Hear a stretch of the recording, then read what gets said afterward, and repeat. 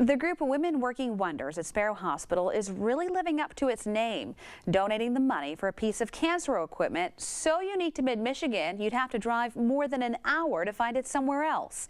In this month's Swistak report, we take a look at that equipment, the DigniCap. When 61-year-old Deborah Meehan Lint was diagnosed with stage 4 breast cancer last January, she wasn't sure she wanted to pursue treatment. I've lost 2 husbands to cancer within the last 5 years, and I saw what had happened with them and the chemotherapy, and I just really didn't feel I wanted to go through that. But that all changed when she learned Sparrow Hospital was getting a DigniCap machine. I said, okay, if I can do the machine, I'll do it. The DigniCap is a scalp cooling system designed to prevent hair loss in patients undergoing chemotherapy. This is a cap that fits over the scalp. It's connected with tubes that circulate a coolant, cooling the scalp down, and it keeps it at a very controlled temperature. Cold. Cold, cold, cold. The temperature is kept between 34 and 37 degrees. I was very apprehensive, thinking that it was going to hurt, but it didn't, not at all. Once at the right temperature, the patient can begin chemotherapy as normal, wearing the cap for the duration of their treatment. We think it works by reducing the circulation to the scalp because it's cool, and it also slows down hair follicle turnover, and in that way reduces hair loss. According to a recent study by the Journal of the American Medical Association, 2/3 of women lost less than 50% of their hair while wearing the DigniCap, and some lost nothing at all. When you consider everything else, just, you know, some of the depression and everything that you can get just from not having your hair and going through all this, I would think that the paying for the treatment for people from insurance companies would be well worth it. But Deborah doesn't have to worry about that either, because in addition to donating the DigniCap, Women Working Wonders is also covering the treatment costs for any Sparrow patient who wants to use it in the next year.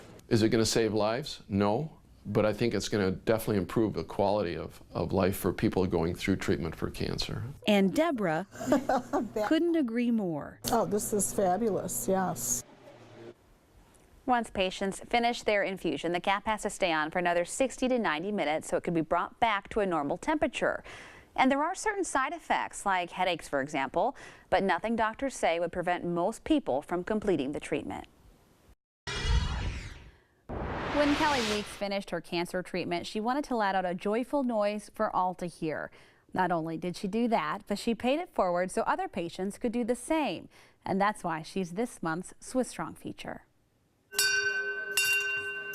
It's an unusual sound in a hospital, but one that's music to the ears of 39-year-old Kelly Weeks. If you're sitting there as a patient getting chemotherapy, if you can hear someone ringing that bell, it gives you hope. Which is exactly what Kelly needed. She was diagnosed with stage 2 invasive ductal carcinoma last February after feeling a lump in her breast. That was fear. That was,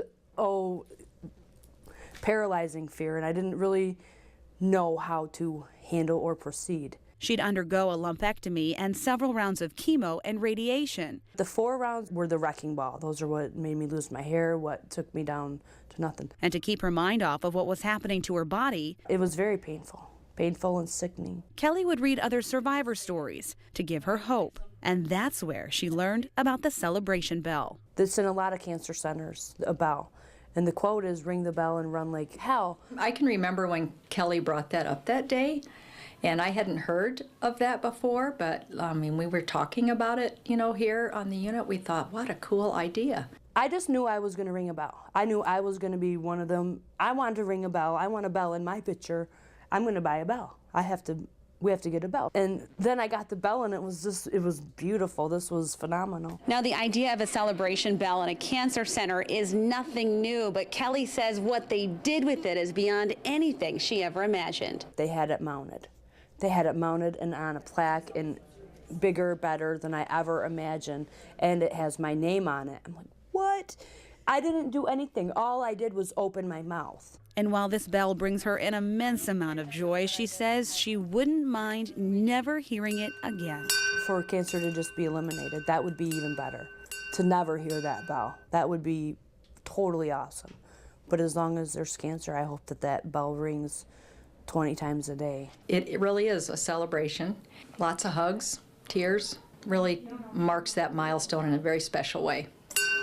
For every time we hear no, another life is filled with hope. Now, Kelly also told us she didn't actually buy the bell because she never got the chance to. That's because when she was telling her cousin Deb about it on the phone, Deb was actually surfing the web at the same time to buy one for her and had it delivered to Kelly's house, paying it forward in her own way. Sparrow Hospital's new Herbert Herman Cancer Center is packed full of new technology and innovations that are really changing the face of cancer care in mid-Michigan. But one of the center's greatest assets isn't a machine or a medication, it's a cancer genetic counselor, and the only one you'll find in mid-Michigan. There's hereditary cancer, there's familial cancer, and then there's just sporadic cancer. So Meet Corey Bourdon, everything I do is foreign to almost everyone. Sparrow Hospital's cancer genetic counselor. My whole job is comprehensive risk assessment. So figuring out cancer risk and talking to patients about this is exactly what you need to do and this is exactly who you need to see. She starts by taking an in-depth family history spanning 3 generations. How many brothers and sisters do you have? For patients and families who are at risk And your sister's healthy. of developing hereditary cancer. And then do you have any children? We're all 99.9% the same genetically, but that little bit of a difference makes a big change in disease risk all across the board. Throughout these hour-long interviews, Bourdon is looking for certain red flags.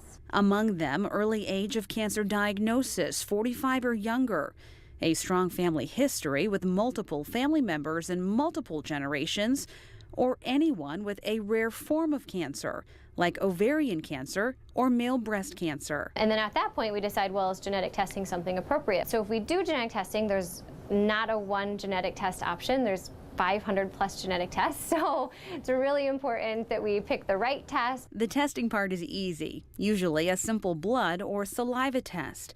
Those samples get sent to a lab who analyzes the DNA and reports back to Bourdon. They do the hard work, but then I have to figure out what it means.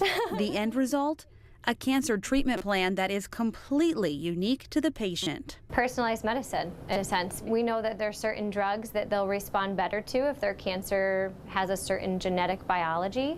So that's really important so that doctors don't waste time giving the wrong chemo drug or doing radiation when that wouldn't be recommended. So yeah, it's definitely changing the way we treat cancer. Genetic counseling has been around since the 1970s, but has really exploded in the past 5 years, specifically for cancer.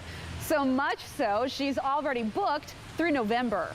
Or more after this all airs. Before I got here, people were traveling to Grand Rapids or to Ann Arbor to see their cancer genetic counselor. And there's no one north of us at all until you get to Marquette. And while she admits there are often more questions than answers in her field, genetics are new, so there's lots of times we find unknown results that we've never seen before in anyone else. the work she's doing is saving lives. These are the newer genes and even newer genes where we don't know risks. By finding warning signs invisible to the naked eye, stopping cancer at the root before it spreads to the rest of the family tree. Has anyone else had cancer besides your brother? Giving them the autonomy to make decisions and to take control of the health is great. I love that part of my job. It's important to note that patients who currently have cancer and are being treated at Sparrow Hospital don't have to wait 4 months for an appointment. They are seen immediately. That wait time is just for people coming in on an elective and non-emergent basis.